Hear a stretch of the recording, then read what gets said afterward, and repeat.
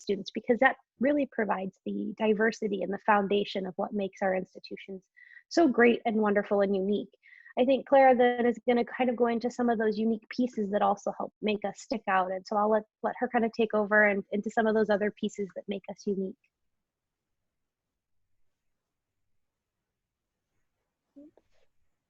Yeah, there are some characteristics that we all have in common as public research universities.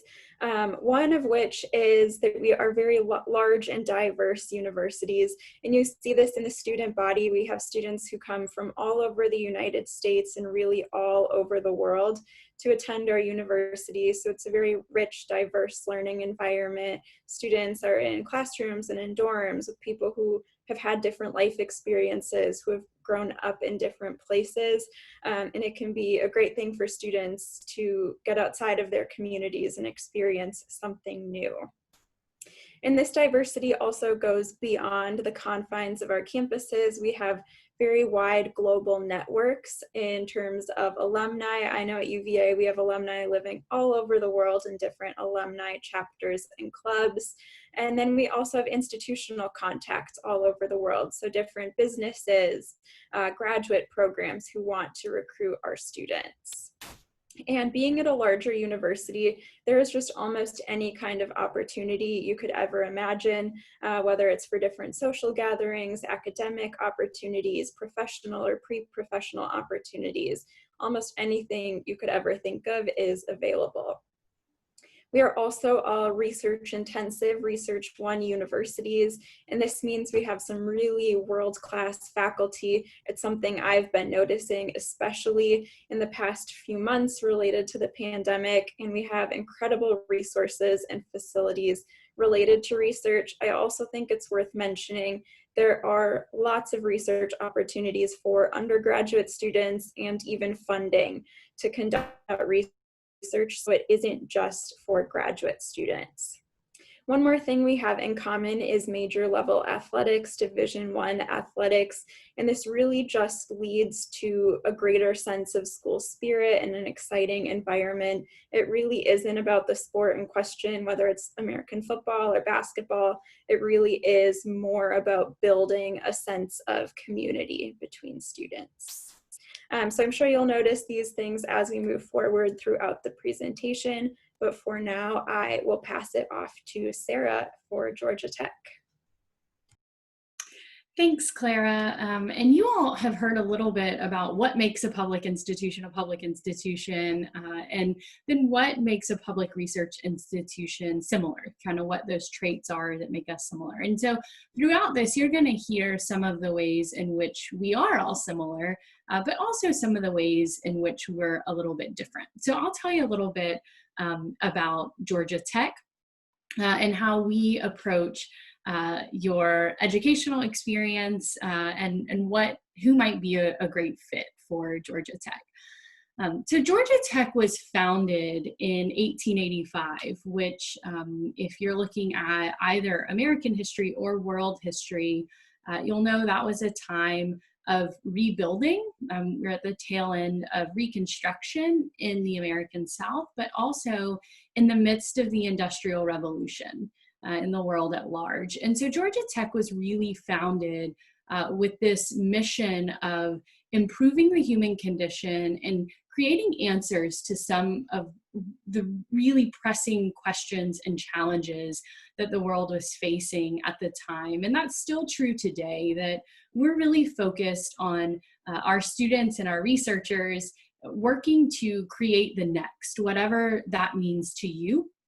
Whether that's the next big policy, if you're studying public policy at Georgia Tech, or whether that is the next product or physical solution to some kind of problem. And so I think now more than ever, we're in a very similar situation where we have lots of questions and our students and faculty are working to help create solutions to some of those questions and challenges. And our motto at Georgia Tech is and always has been very simple, very straightforward. It's progress and service. And so when we talk about progress and service at Georgia Tech, we're not just talking about progress for progress sake or service as in completing a couple of hours of community service here and there.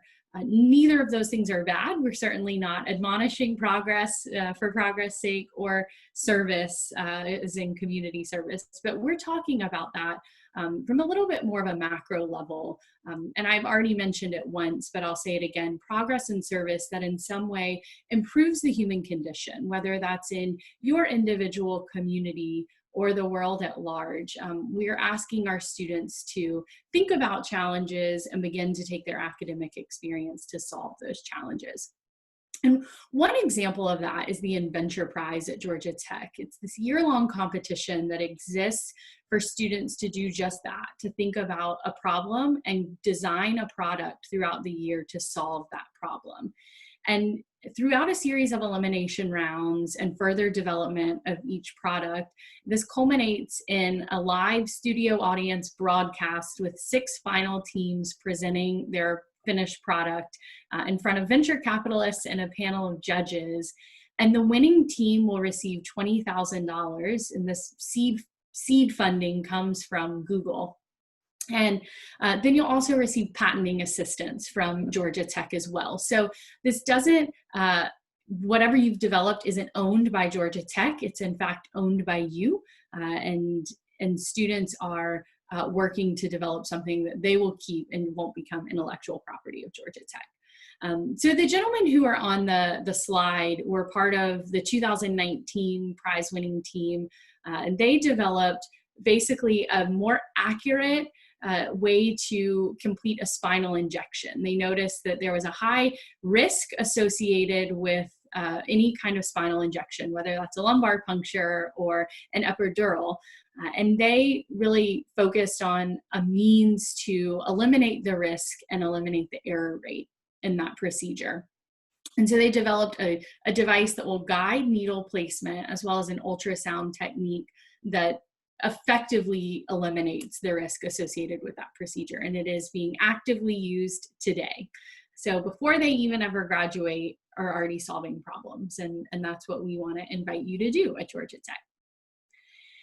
And of course, you can't get there unless you have a solid academic foundation and background. And so at Georgia Tech, we are a mid-sized research institution. We're about 16,000 undergraduate students, though we only offer 35 majors across our 6 colleges. And that is fairly unique in the landscape of higher education. At Georgia Tech, we are not all things to all people. In fact, no matter what you study at Georgia Tech, you're going to do so through the lens of science and technology and industry, and how you ought to look at whatever field you're studying through the lens of technology and industry. So whatever degree, whatever major you participated in at Georgia Tech, you're going to graduate with one single degree, and that's a Bachelor of Science degree. Even if you're studying in our Ivan Allen College of Liberal Arts or our College of Business, you're graduating with a Bachelor of Science degree at Georgia Tech. And then as soon as you finish basically have any kind of academic experience under your belt, we want to invite you to move into applying those academics immediately. It's important to us that you're not just sitting in a classroom and memorizing a whole bunch of information. It's important to us that you're sitting in a classroom, memorizing a lot of information, and then immediately taking that information to apply it. And we can advance to the next slide where we're going to talk a little bit about several ways that you can do that. Of course, there are opportunities like the Inventure Prize at Georgia Tech, many opportunities like that if you have an entrepreneurial spirit. But also, we want to ask you to get involved with research as an undergraduate student through our undergraduate research opportunities program. You can do that for pay or for academic credit. And then, of course, co-op and internship. So at Georgia Tech, we're going to ask you to complete a co-op or an internship if you would like to. This is not something that's required, but the majority of our students will participate. That just means that you are committing to 3 semesters. Co-oping means that you're committing to 3 semesters of working full-time with a company. And any given semester that you're co-oping or interning while you're at Georgia Tech, you're not actually paying tuition to Georgia Tech. And instead, you're working what's essentially a full-time job. So not only is it a great way to earn some practical experience in your interested field of study, but it's also a great way to help pay for your education at Georgia Tech, because you can then put that money that you've earned towards your next semester on campus. And at Georgia Tech, we are located right in the heart of Midtown Atlanta. So Atlanta is a very important landscape of who we are at Georgia Tech. We grew up with the city of Atlanta at Georgia Tech, and the city of Atlanta grew up with us, so we're very closely linked. What that means is that many of these co-op and internship opportunities are available right there for you. And Gloria, if we can move to the next slide. We have many Fortune 500 companies headquartered right there in the city of Atlanta, so those opportunities become very practical to you and for you. But also Atlanta is just a really fun city to spend 4 years in.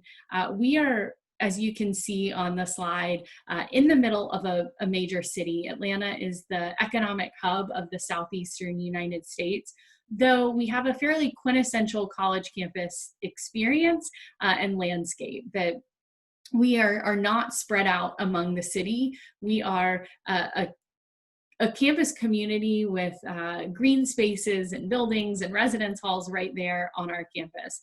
Not to mention that Atlanta is very accessible to you. We are home to the world's busiest airport, so no matter where you're coming to us from, it should be a fairly easy flight. And then once you arrive to Atlanta, we're just several metro stops away from that airport right here on our campus. And of course, we know that we're asking you to invest in your college experience. And so we want to share with you what we think that return on investment will be at Georgia Tech. Of course, you're making financial investment, but also investment of your time and energy and academic experience. And so we have several ways to help you finance that education. Of course, I've mentioned co-ops and internships, as well as research for pay, and then also part-time jobs here on our campus. But what that ultimately yields is a high job placement rate. About 87% of our students have multiple job offers at the point of graduation. And we also work with InitialView specifically to help our international students present themselves to companies perhaps back home in their home countries. And then students are also finding jobs through their OPT STEM extensions and staying in the US in some cases as well. But regardless of what path you take, we want to help you prepare for what comes next and what's beyond your time at Georgia Tech. Thank you again for hearing a little bit about us. If you want to reach out to us specifically at Georgia Tech, here's a web link to our website, but also an email address where you can find us. And I will turn it over to Clara to tell you a little bit about some of the similarities and differences at UVA. Thank you, Sarah. So as I mentioned earlier, my name is Clara. I'm an admission counselor at the University of Virginia, and I'd like to go over a little bit more about what makes UVA different, what it makes UVA similar, and what you can study at UVA. I think we can go ahead and skip right to the next slide. I do think it's important to mention the history of the University of Virginia. It is a very long and often complicated history. The university was founded over 200 years ago by Thomas Jefferson. If any of you have taken US history courses, you've likely heard of Thomas Jefferson, one of the founding fathers of the United States. Jefferson founded the university to be a living and learning environment. He really wanted students to have close relationships with faculty and staff, and it is something you see even today. We have a program where students are given a dollar amount at the beginning of the semester, and they can ask their professors to go out to lunch at any point. You can ask a faculty member who you know really well, or someone who you don't know, but someone who you find really interesting. Jefferson also designed the architecture of the university, this main part of the university, which we call the lawn or the academical village. These larger pavilions were designed as faculty housing, and then these smaller rooms were lawn rooms or dorm rooms. These are still used as student housing today. Fourth years can apply to live on the lawn, and it is seen as the highest honor a UVA student can have. It is really for fourth year students who have shown a lot of leadership and service to the university.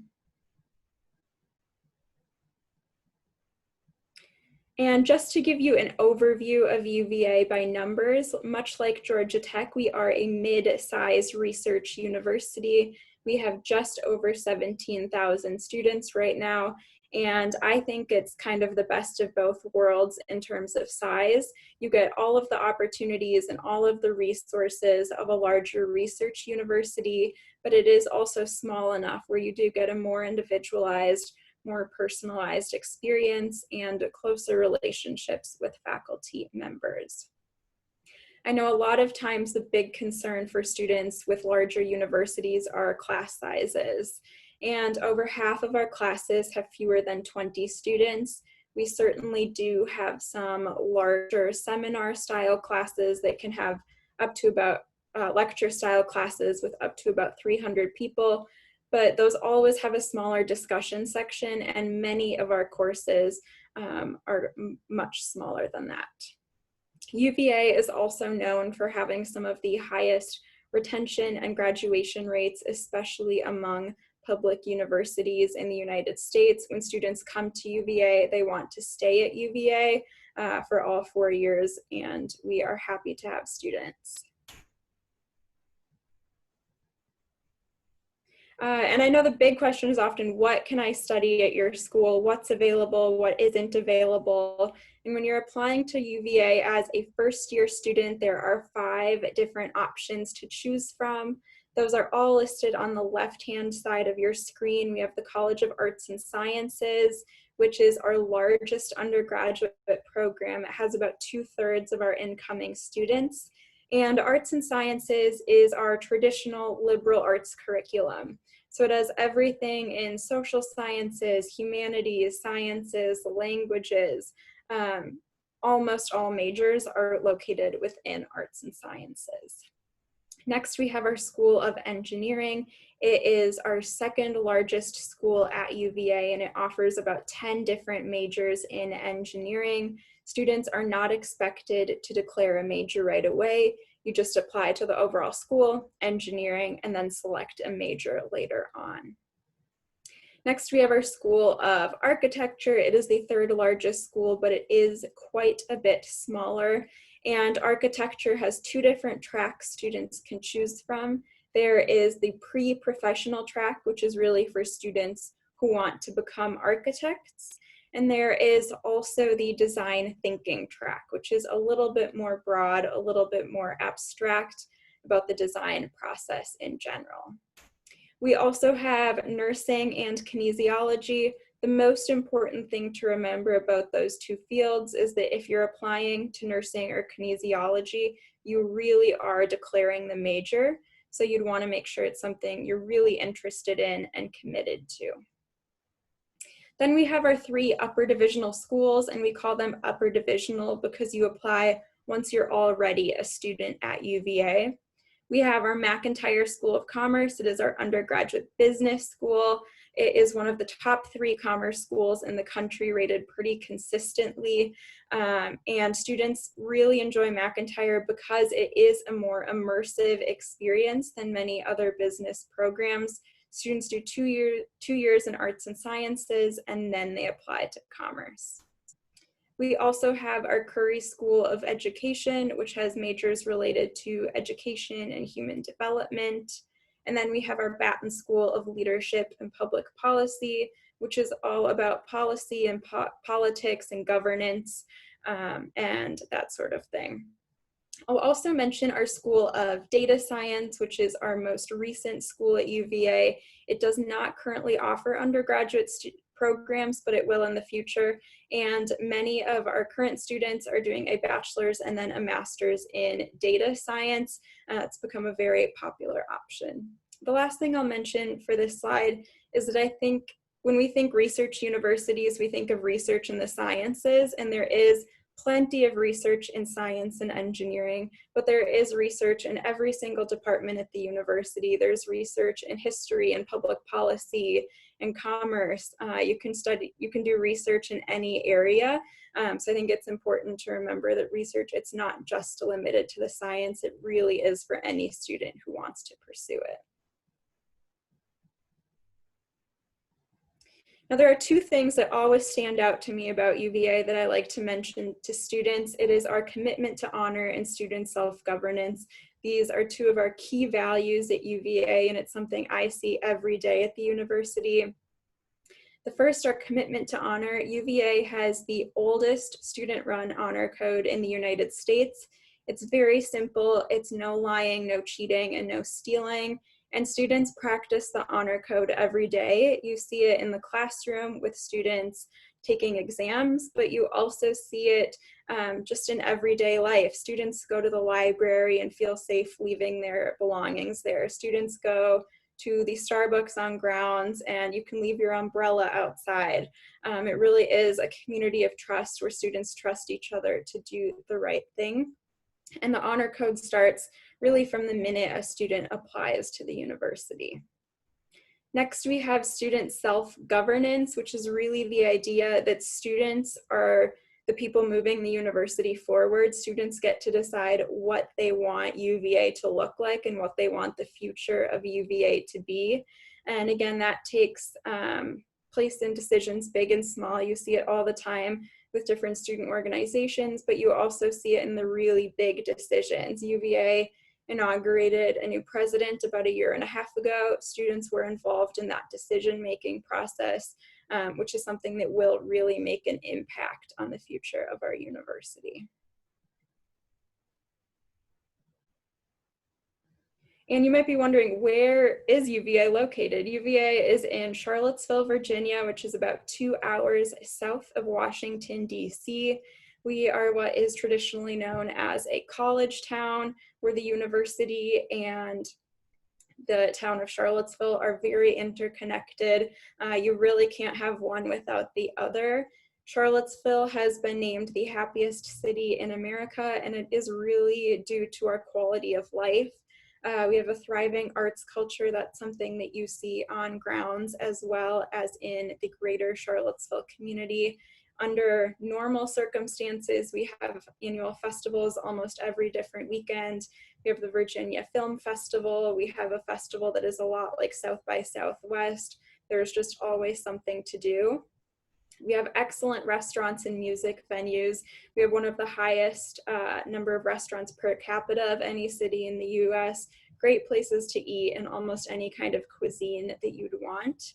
And one thing I really like about Charlottesville is also the access to the great outdoors. We are at the foothills of the Blue Ridge Mountains, so it's very easy to get outside, go hiking, get into nature, and it's something that can really be a good break from school. The last thing I'll mention is student life. So as I mentioned earlier, we have Division I athletics. Our basketball team won the national championship 1 year ago. I'm still using the pictures in every single PowerPoint because it was such a special moment for our students. But we have a lot outside of athletics as well because sports aren't for everyone. We have over 900 different student organizations. Lots are related to the arts, many pre-professional organizations, and then some clubs are just for fun. But really there is something for every kind of student, any kind of interest, and if you're interested in something and a club doesn't exist, you're welcome to start your own. That's part of student self-governance. You can start your own organization, get funding for it, and really contribute to the university in that way. UVA is also very known for public service. Jefferson believed in students becoming citizen scholars. So he wanted our students to be scholars and academics, but also good citizens, good neighbors, and really global citizens as well. The last thing I'll mention is just how you can learn more. My contact information will be on one of the last slides. If you need to contact me directly, You can also go to our admission website, our Notes from Peabody blog, which has a lot of information and data from past years. And we also have a virtual tour online. I know it's hard for international students to visit normally, and especially now. So feel free to check out those online resources. And I'm also happy to put students in touch with current students. I know that can be a very helpful way to learn more about the university. That's it for me for now, but I will pass it off to Jess for Illinois. Thank you, Clara. All right, so again, my name is Jess Strong, and I'm at the University of Illinois at Urbana-Champaign. I always like to start with this picture because it just paints a really good picture of campus, and I wanted to start with the size of everything. It is also my favorite place on campus. So you can see from this, we are not in a big city. There's no tall buildings. You don't see a skyline. We are in a college town in the middle of the United States. So it is also very flat in many ways, but it is beautiful year round, depending on how you feel about 4 seasons. We get all 4. This is also just a good representation of campus. This is one of 4 academic quads that stack on top of each other. So you can see just from that campus is fairly large. And we are probably, I think, the largest of the group here. So if you want to head to the next slide, we'll show you on a map where we are located in the United States. We are 2 hours south of Chicago by train. So we do really utilize Chicago in many ways. However, we have brought everything that students need to the Champaign-Urbana community. And so it is a thriving college town. We have really every restaurant and culinary experience you could possibly want. The one great thing is you get to experience 2 very different experiences in towns and feelings. So Urbana is going to be more of a small town. It's going to have a lot of locally owned shops and restaurants. We have our Sweet Corn Festival every year there, where the university has invented the strain of super sweet corn. So if you've ever had super sweet corn, it's probably come from the University of Illinois. And there's that we celebrate in that small town environment. And then our Champaign is going to be our larger city. It's going to have a larger downtown, a little bit more culinary options. A lot of concerts and festivals will come there.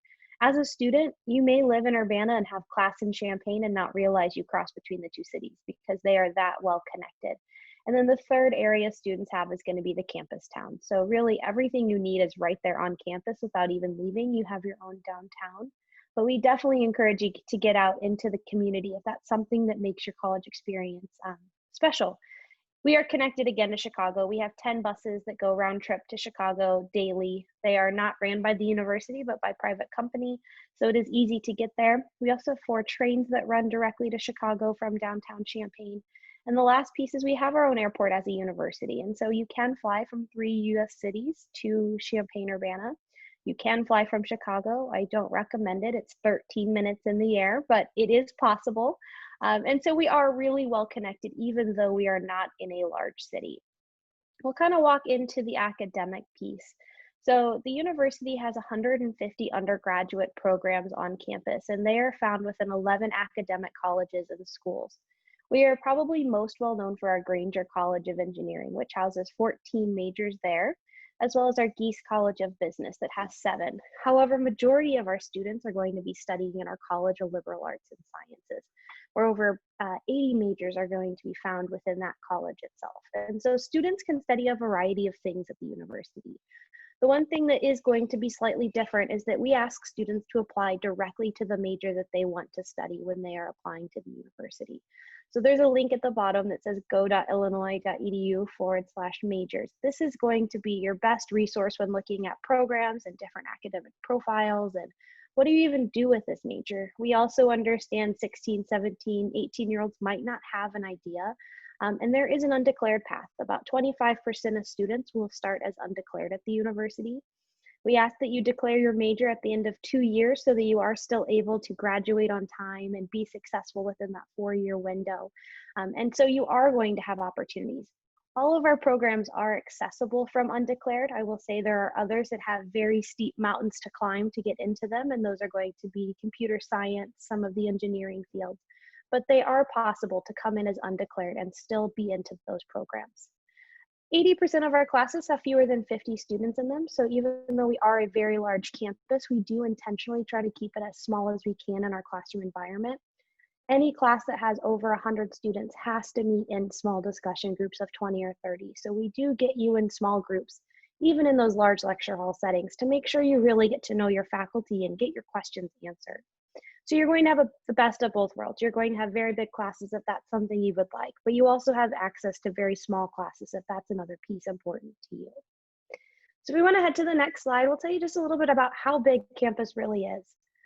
Excuse me. So we have right around 7,500 incoming students that will start in each freshman class, which is a really big population. So that brings our total undergraduate students to right around 34,000.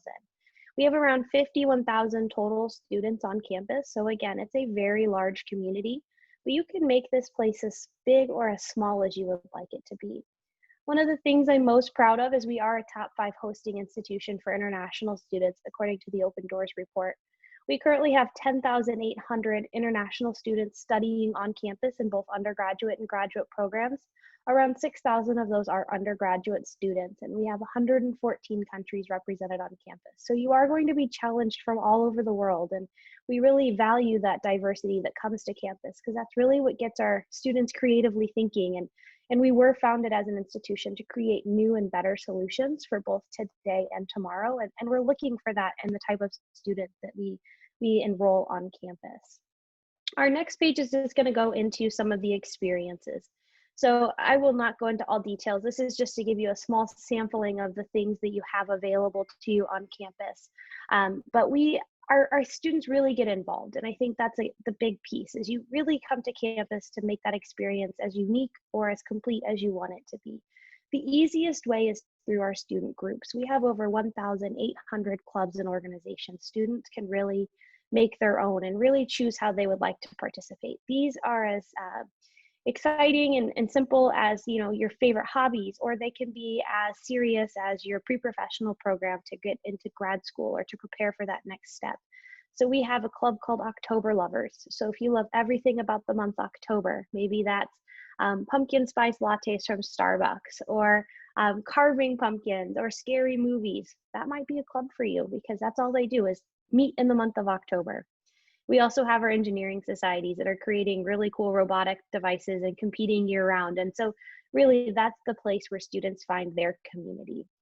You can see this list goes on. The other one I love to really brag on a little bit is within our cultural activities. We want to support and celebrate students from all over the world.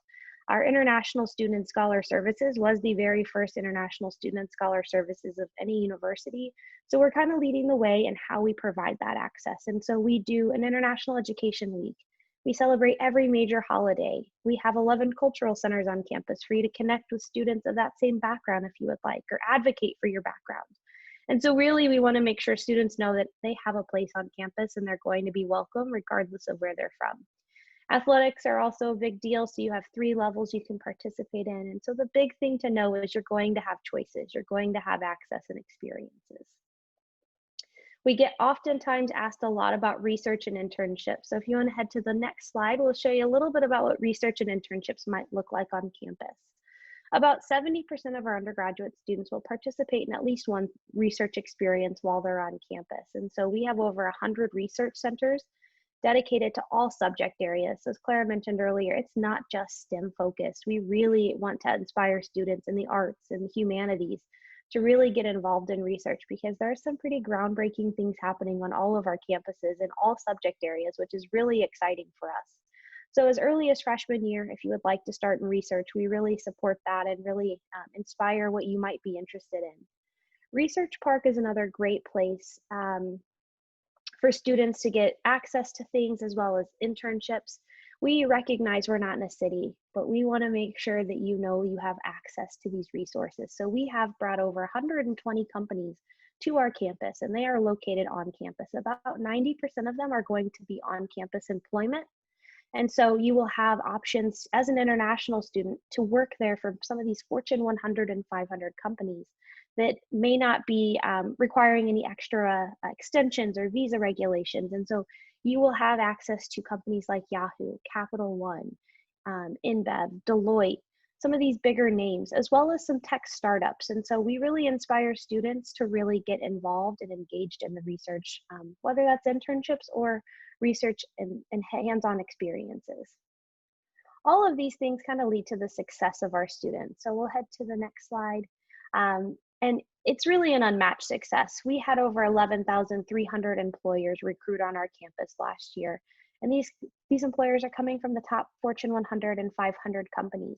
We had a 93% placement for the class of 2019 within 6 months of graduation into graduate school, a career, or volunteering. And so you do have access to quite a lot. We publish all of our data for 3-year, 1-year, and 5-year trends. And so you can find those on the Illini Success website that's listed here.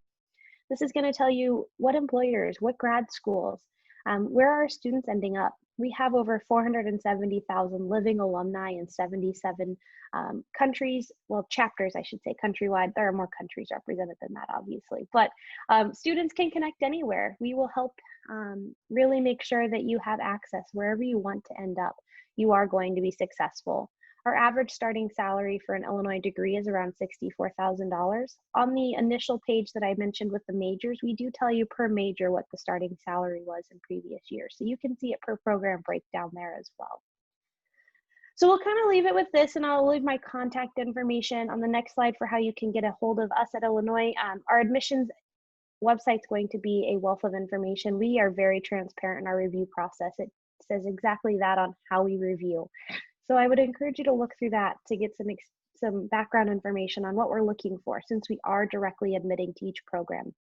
If students would like to connect to a current student, we have 5 global ambassadors that help me answer the international admissions email address there. So that's the great way for students to really connect with students all over the world across various majors, both international, overseas American, or US citizens there. We have lots of options for you to connect. And so I encourage you to reach out there as well. And with that, I'm going to pass it back over to Sarah to talk a little bit more about holistic review. Thanks, Jess. Yes, so for most of you applying to the US, you may be coming from a background where applying to an institution in your location in your home country may be based on test scores specifically or board exams. And that's just not the case for most of us in the US. Most public institutions are going to use a holistic approach to admission. And basically what that means is there's no specific threshold. There's no magic number on your grades or your test scores that will automatically get you into an institution. And there's no magic number that will keep you out of an institution.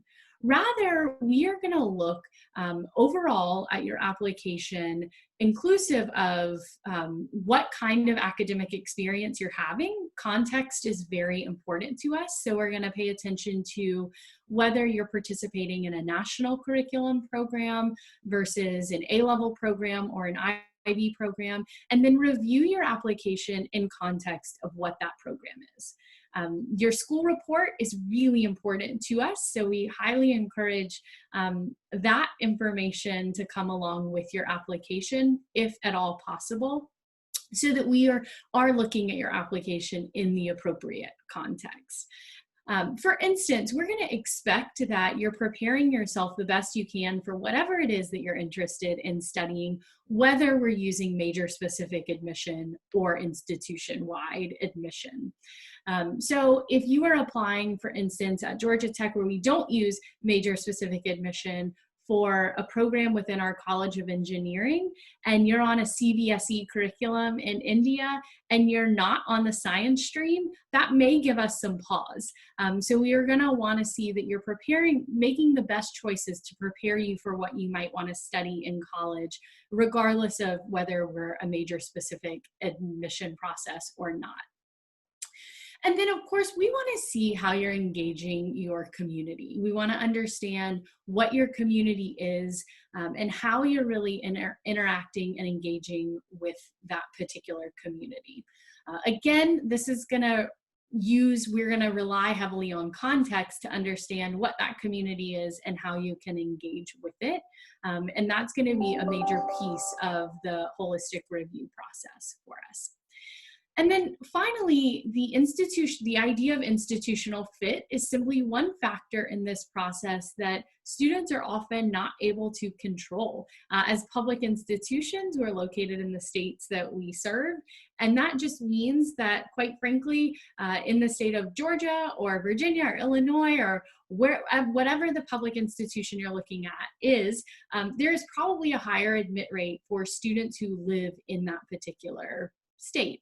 That does not mean that we are not welcoming and excited to admit and receive students from other markets. It simply influences how we are able to make some of those decisions. So keep in mind that the idea of institutional fit isn't always something that students are able to control.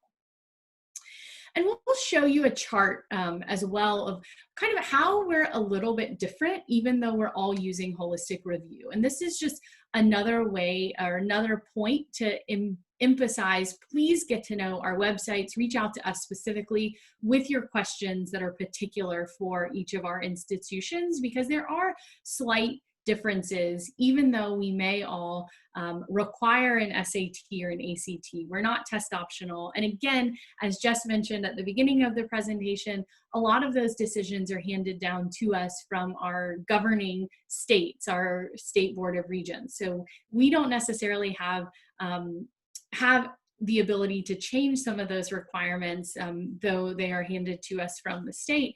But we may all have very different nuanced approaches, even though we're all looking holistically at your applications. So I think we'll take this time to open it up to the questions that you may have. And as we do that, we'll also make sure, if we don't get to your question, to share our contact information at the end so that you can reach out specifically to us if for some reason we're not able to get to your question today. Thank you so much. And we do have some questions, and I know that we're tight on time, so I'm going to dive right in. Each of you have pretty competitive programs for especially computer science and engineering. And so the question at hand is, how do we demonstrate, our competitiveness in the application process? Even with strong grades and test scores, that doesn't seem to be getting people in. And so the question is what are you looking for when it comes to competitiveness, and what other things can people do to kind of differentiate themselves in the application process? Yeah, and I do think that's going to be a little bit different at each of our institutions. And we are, in addition to all using holistic review, we're all highly selective institutions in the holistic review process. And I think that's an important element and an important piece of this, is that unfortunately, we all have far more students applying than spaces available, which means that it's an incredibly competitive pool. And sometimes the decisions that we make aren't going to look like they make sense on paper, because we're having to say no to incredibly strong students both in and out of the classroom. So I'll just start with that and say that is the hardest part of our jobs, hands down. But then again, I think that idea of institutional fit is so important, and it's going to be different for each of us.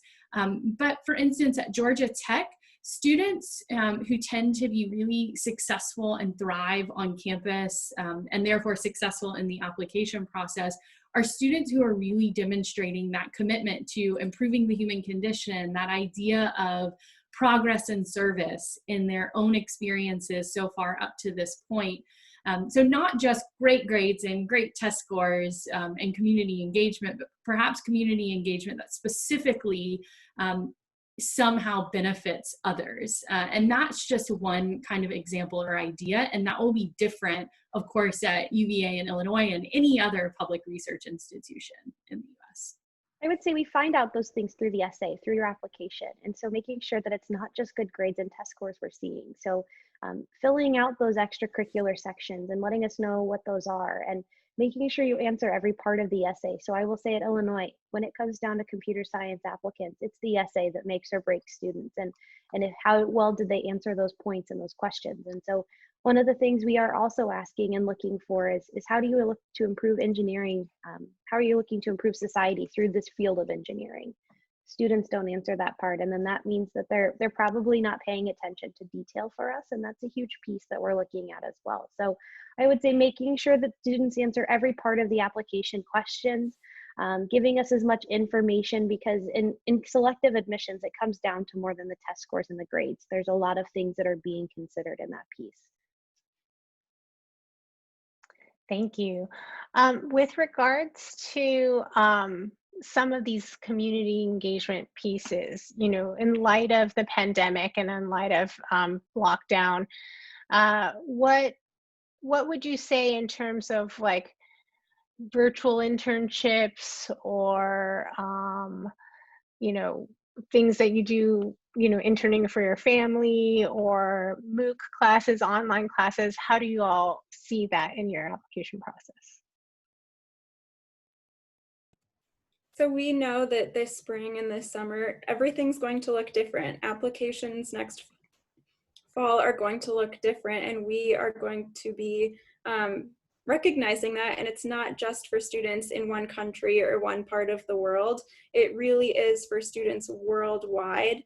Transcripts are going to look a little bit different. The activity section of the application is going to look different, and we're very understanding of that.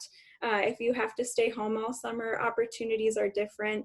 We know a lot of summer programs have been canceled, traditional internships have been canceled, and I do encourage you to still explore your interests in whichever way you can, whether it is taking a course online, maybe it's working on some coding at home, trying to learn a new language, maybe it's reading books that you wouldn't have gotten the opportunity to read otherwise. There really is no right or wrong way to spend this spring and this summer. It is going to look different, and we are very understanding of that, and we're not going to be penalizing anyone by any means. And do you all have suggestions? You know, should people write about these things in their essay? Is there, what other places that can they give you that additional information to give you that context? Yeah, each of our institutions uses either the Coalition app or the Common app in the application process. And both of those application platforms have actually created specific questions for students in the coming year, and probably will be a permanent question if I had to venture a guess as well, that specifically allows you to address how you have been impacted either by COVID-19 or any other kind of event outside of your control. I assume it will be left in place for natural disasters in years to come. And basically that's going to give you an opportunity, if you would like to take it, to speak to how you were impacted and how your experience might have looked different than you had anticipated it would look in your application. So a specific area where you can actually speak to that and address it.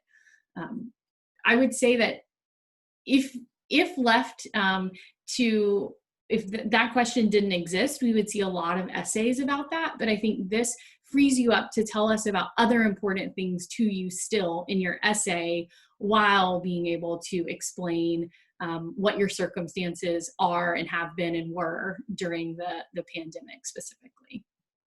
I'll just echo that. Even on institutional apps, we have a section where you can put anything else that you want us to know that might have impacted you. So know that each institution's also, even if they're not on a common sourced app, you'll have probably a way to express those things. Wonderful. And you all mentioned, you know, large lecture classes and small seminar classes, and there is a question about how large can those large classes get? I will start, let's pretend this is a normal year. The largest lecture hall we have on campus seats 750. It's not going to sit 750 this year. We are working so very closely with our local health officials, our state and federal, to make sure that we are within safety regulations. Currently in the state of Illinois, groups larger than 10 cannot be meeting in person. So as that kind of continues, we are going to be using that to guide our principals of how we can make sure students' safety and health is our top concern. So we, I think, are going to be losing that large lecture hall feel in person. It'll be turning to Zoom, and some of those as our large platforms for delivering information. But That's part of why the decisions haven't been made public so quickly yet, because we're trying to figure out those logistics and how can we make our campuses as safe as possible for students. And so I think you should know, while I mentioned large lecture halls, that's in a normal year when we don't have a pandemic. That's something we want to make sure you know, that they are going to be things and safety protocols in place. So as of right now in the state, there's only 10 people that can meet in a room. So that's probably a good guideline. I am assuming 50 will be what that capacity may be at most moving forward. So please know we are going to keep you and your students safe during our planning process. Thank you so much for answering that. And I know there are a lot of uncertainties with what will happen in the fall. That leads into another common question that's being asked, which is, what are your kind of policies about gap years and deferrals? And also, how do you think that might impact the juniors and the sophomores even when they think about their admissions? I think I'll just really quickly say this is a question you're going to want to reach out to each institution specifically about to make sure you're understanding their deferral and gap year policies. I believe all of us have some form of a deferral or gap year policy. It's going to look slightly different in terms of what you have to continue doing and what you may have to have in place during that time. So please reach out to each school because we do want to make sure we have flexibility and we'll respect your decision, as we know that this is uncertain times, and we want to make sure we want you here, whether that's not for this year or maybe it's next year, wherever you're comfortable. So work with us each individually. I think it's still too soon to tell what this means in terms of impact for future years, because many of our schools are allowing delays of admission up until the week before classes begin. And we truly won't know the size of the deferral class until around then. But I promise once we have that information, we will be sharing it publicly, or as much as we can with our counseling networks to get that information out as how this may impact future years. But we are keeping all of that in mind throughout this time. Wonderful. There are some questions about, let's see, IB credits and AP credits, which I think maybe Sarah has already answered. But yes is the answer to that question. In terms of, there are some questions about financial aid. Do any of you have any insight about how scholarship availability and financial aid, how to approach that as an international student? Yeah, so especially at public institutions in the US, unfortunately, we simply don't often have scholarship or financial aid that's typically available for international students. And an international student in each of our institutions would be defined as a non-US citizen or non-permanent resident. So if you are a US citizen living abroad, you are, at least at Georgia Tech, classified as a non-Georgia resident, but a domestic student. And so for international students specifically, we just simply don't have scholarship or aid available.